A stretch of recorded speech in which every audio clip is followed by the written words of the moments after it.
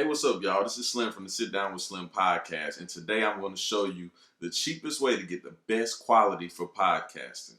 LeBron, I finna slam dunk. Get big on you fake pumps. That pump in the fake pump. Bitch fell for the pump fake. Got him talking like first take. Get it right on the first take. Hit the hole in the first take. Well, I just noticed today that today marks the 1 year anniversary that I've been podcasting. Yeah! Thank you. I know. Thank you. Y'all shouldn't have.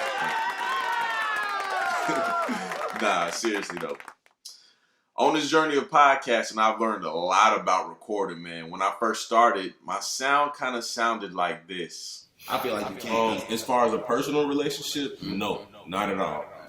I've cut a lot of people off in my life because of that main reason. I'm gonna be honest with you, offender alert. I'm gonna be honest.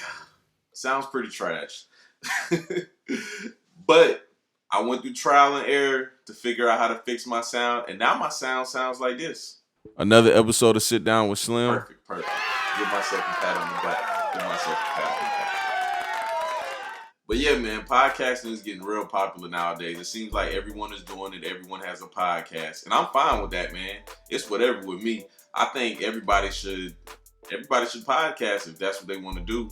But just make sure you're good at it and make sure you have the best sound. Having the best sound in a market that's pretty saturated will help you stand out immediately. So not only do I record podcasts, I actually listen to a lot of podcasts also.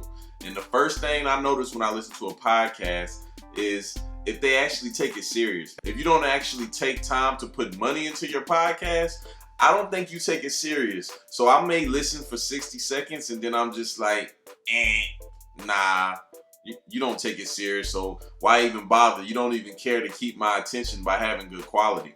A lot of people don't have good quality.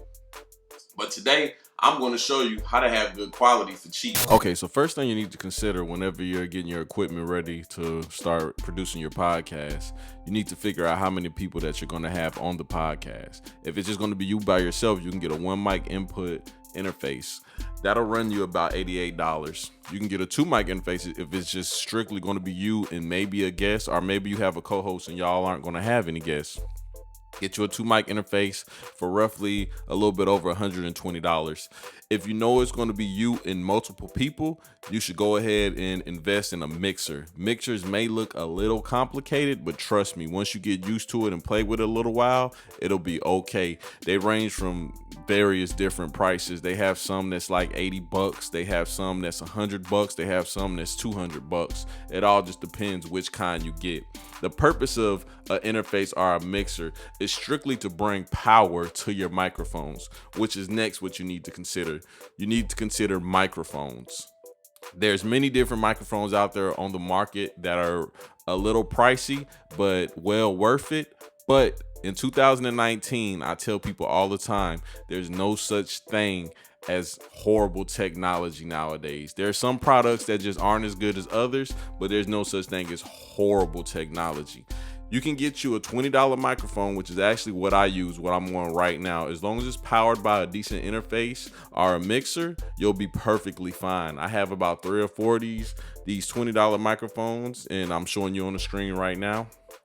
You get you one of these powered with this decent interface or a decent mixer, it'll fire right up. Last thing you need, and I'm assuming if you're watching this and thinking about getting into podcasting, I'm pretty sure that you already have a laptop. If you have a MacBook, what comes free on it is GarageBand. GarageBand is pretty simple to use. Once you sit down and play with it, maybe an hour, maybe 2 hours, you'll pretty much have it figured out. If you're using a PC, you can download a program called Audacity. There's many different programs you can download, but those are the ones that I know about that I know are pretty easy to use. And yeah, once you have that, you're pretty much good to go. Just get comfortable on the mic, work on your content, and boom, you have your podcast. Yeah, so that's pretty much all you need. All you need is a decent cheap microphone, a decent cheap interface or a mixer, and you're pretty much ready to go. It'll improve your sound by so much, man.